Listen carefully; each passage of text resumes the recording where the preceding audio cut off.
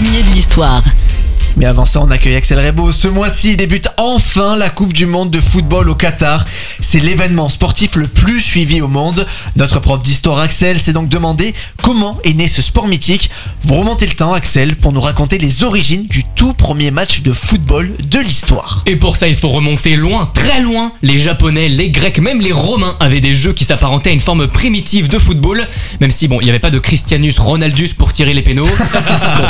Il y avait bien un Messi sous l'Empire romain, mais il venait de Nazareth, pas d'Argentine. Ouais, et surtout, il rentrait pas de coup franc à 30 mètres.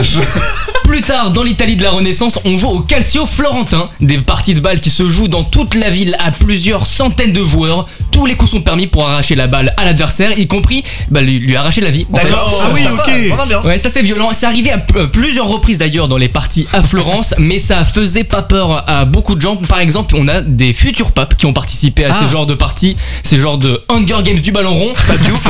Voilà, aimez-vous les uns les autres, mais surtout donne-moi cette balle si tu tiens la vie, clairement. Oui, clairement. Mais pour arriver au tout premier vrai match de football, il faut quitter le continent dans un lieu où il fait beaucoup plus froid que le Qatar, mais où les femmes ont les mêmes droits. Oh non. L'Angleterre de 1860.